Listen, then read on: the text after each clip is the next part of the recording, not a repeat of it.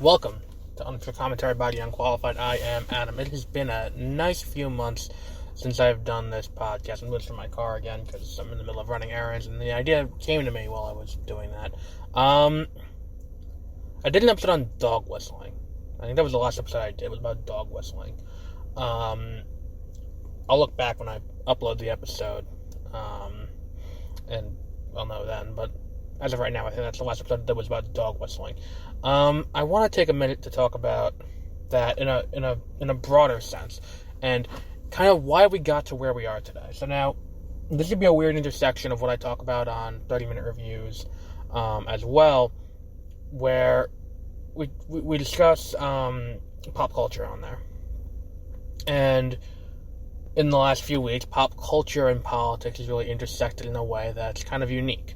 On the CW, there's a bunch of DC comics-based TV shows. There's Arrow, which is ending. There's The Flash, Supergirl, Batwoman, all kinds of things. There's new ones coming out. There's Stargirl. There's I feel like there's another one. Green Arrow and the Canary starts next year. Superman and Lois. There's a bunch. Then on HBO, there is Watchmen. A few of these shows have gotten flack recently for, let's just call it what it is, their cast. Batwoman got a lot of flack, and was attached for being too, quote, SJW, unquote. I said that out loud. I'm doing air quotes, but you can't see that. Same thing with, Supergirl, same thing with, and by the way, if you want to see really good television, probably the strongest season of any of those shows, besides The Flash Season 1, is probably Supergirl Season 4, where they really dive into white supremacy and use it as an allegory. It's a really interesting way to look at it. It's like the quick descent into where a society can become okay with a genocide. It's a very good season of television. And John Cryer's great as Lex, but that's not the point. The point I'm trying to make is that these shows and Watchmen on HBO have been attacked for their ratings. And let's talk a little bit about TV ratings for a minute. TV ratings are how the network can pitch to an advertiser that they are making money. That like let's say I own Pampers, and and I want to advertise Pampers on your TV show. I want to see that people are watching your TV show, so that way I can say I'll put money into doing this. And that's how the network funds the TV shows and all of that. So basically, these shows have not great ratings in the grand scheme of things. It's not a basic cable. All the CW shows are not. It's not basic cable. It's not one of in New York. It's 2, 4, 5, 7, which would be basic cable that you get no matter where you are. NBC, ABC, CBS, and Fox. CW is not. It's not a premium channel, but if you're in a market, you can get it. Also, the CW has the stigma of being the CW that it's had for a very long time, and that people haven't gotten into it because of that. I remember when they first announced The Flash, and I saw the first trailer for it. I'm like, oh, it's on CW, maybe I'll skip it. And then I heard from someone that it's really good, and I started watching it. It's probably my favorite show on television right now, even if it has gotten worse over the years. But that's not the point. Now, because of that, you got to look comparatively at the ratings for the CW, which is why when you look at Supergirl's rating, it's a little bit weird. Supergirl started out on a $10 million an episode budget on CBS for Season 1. Then, after Season 1, it was dropped from the network, and it didn't get picked up, and then it migrated over to the CW, who did pick it up. We've seen that a lot more in recent history, more than we have in the past, I'm noticing, too. But either way, so we have that happening. Now, when you look at Supergirl's ratings, you have to compare it against Supergirl's ratings on the CW. And the other thing you have to look at is not live ratings, because the CW is kind of unique in terms of a network cable network. That's redundant. In terms of a cable network. Because other shows, like when you watch a TV show on basic cable, you got to watch it there, or you got to watch it on their streaming service. You got to pay money to watch their streaming service. That's a little bit different. The CW doesn't just only reports what the Nielsen ratings are. And when you have that, You get the live plus 3, the live plus 7, the live plus 30, which is live viewers is no people who are watching the show live.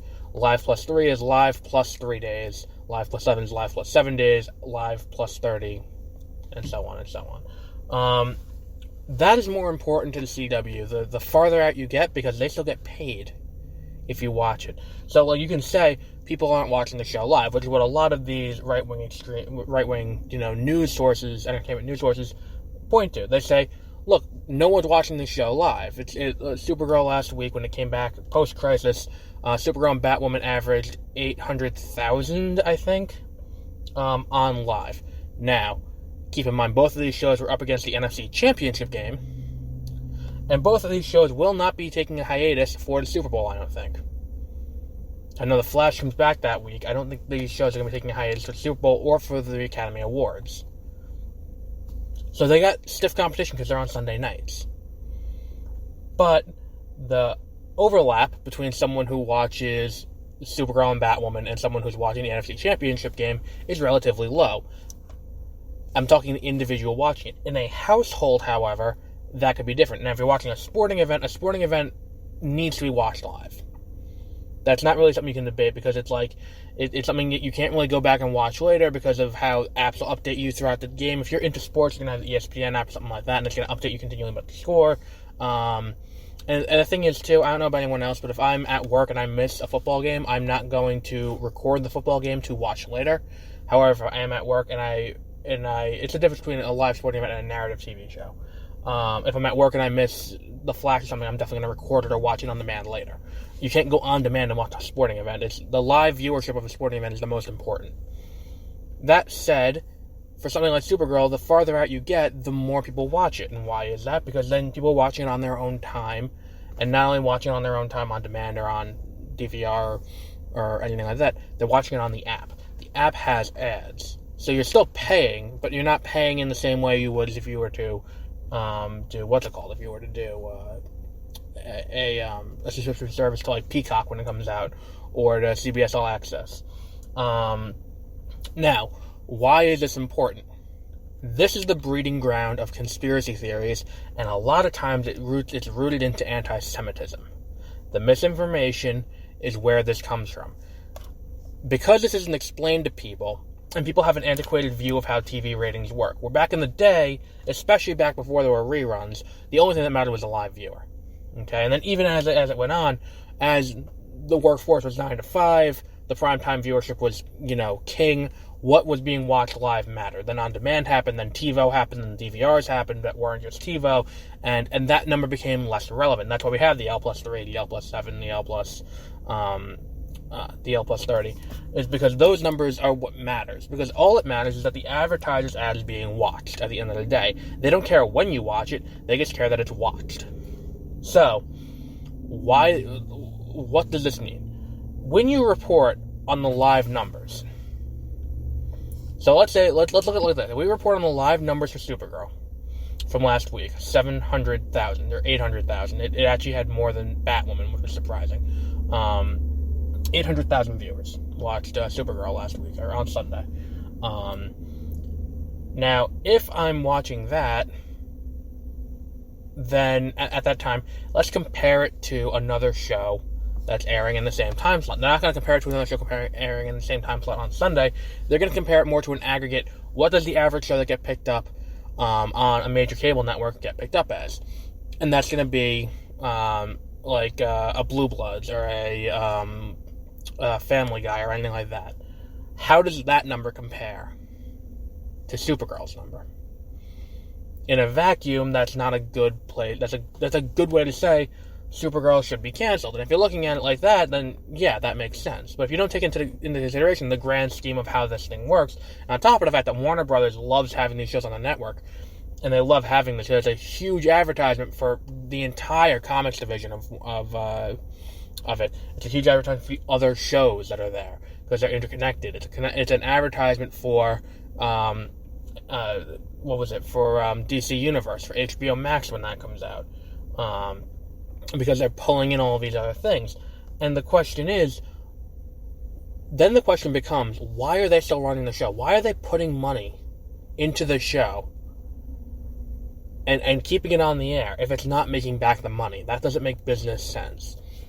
And that's where the anti-Semitism comes in. This whole thing is rooted in the conspiracy theory that it's anti-Semitic to say, but that's where this comes from, is that it's Jewish people controlling the media and using it to brainwash people. That's the conspiracy theory that this comes out of. And when you report on it this way, you're not saying outright that that's the thing. But people who believe this and are reading your articles and are doing that, they know that. So even if you're unintentionally doing it, you just don't like Supergirl or Batwoman for whatever reason, you're still feeding into this. You're still feeding into these anti-Semitic tropes that are doing a lot of damage and are causing more people to be like, hey, you know what, you're right. Because that's what's going to happen is, someone's going to be like, why don't they cancel this show? Why is the show doing so poorly? And then they're going to fall down the rabbit hole. And therein lies the problem.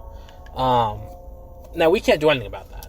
There's nothing we as a people can do about that, besides just not reading them. And if someone's listening to this podcast, they're probably not reading those articles to begin with. So we can sit here, we can say, boycott, we got this covered. Boycott, Comic Book News, Bounding of the Comics, all of these sites that focus on the negativity of women and minorities having leading roles in comic book media, be it in comics themselves or in television and movie media about comics. We can focus on that. We can say don't go there anymore. We can blacklist them from Google News because they're not. Here's the problem though: they're not intentionally. They're intentionally misreporting facts, but they're not incorrect the facts because they're still reporting on accurate numbers that have to do with the ratings. They're that's what, at the end of the day, they're not lying. It's just they're misrepresenting the information to support their cause. And whether or not it's intentional or whether or not they're intentionally feeding into the anti-Semitism, knowing full well that that's the next step that you take when you fall down this rabbit hole, is that it's under the control of a certain ethnic group, or if they're, or if they're doing it intentionally or not, it's still wrong. So I don't know. Maybe a mass campaign of writing in letters to the editors on these sites and being like, look, I want to give you the benefit of the doubt on this. I don't think you are doing this on purpose. I genuinely don't think you are.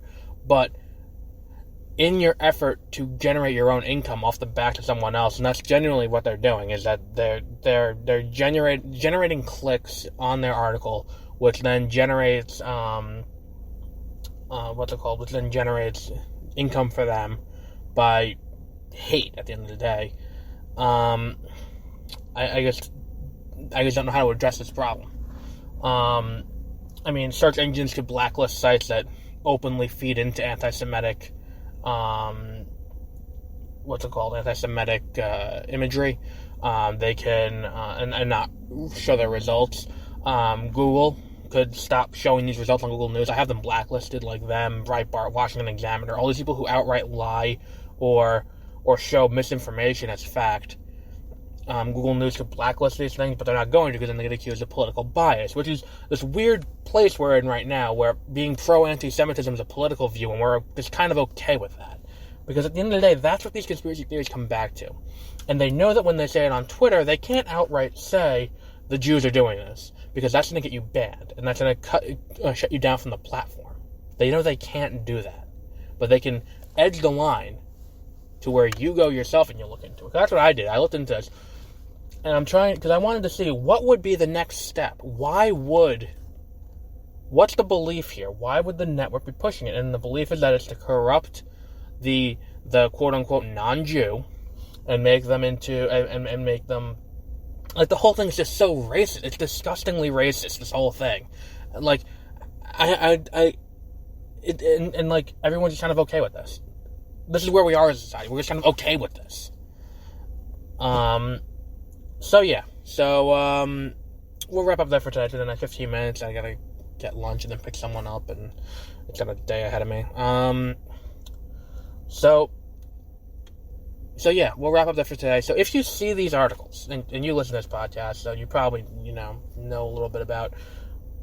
A lot of times I assume people know what I'm talking about when I do it, and I don't really explain it. But I guess that's not really a good thing to do. So I went a little bit more in depth with how ratings work today.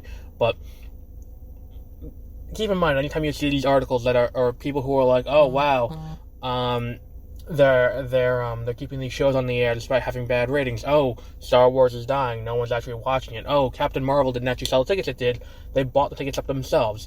And you think to yourself, that's not smart. And then it's like, but wait, why didn't... And then the thing is, you look at it, you're like, well, that asshole, Jack Sobek, or whatever the fuck his name is lending credence to this. And it's like, people aren't really thinking, like, what reason is there to do this?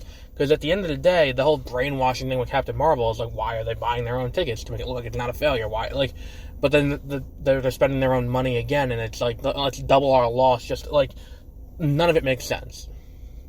And it's just misinformation where these conspiracy theories are bred. It's the whole of the donut. To quote Benoit Blanc, the whole of the donut that you have to fill in somehow, and you fill it in as best you can. And a lot of times, there's this tweet I saw a few weeks back, and it was like, how does this affect me, the protagonist of reality? And it goes back to this theory that everyone views themselves as a John Wayne, everyone views themselves as a Tom Cruise, as whatever action hero they are. They view themselves as, I'm the only person who matters. I'm the person I'm the hero. I've discovered the big, vast conspiracy that's going on, and I'm the one who can stop it. I'm going to bring it to light so everyone knows what's going on. And that's the key issue here.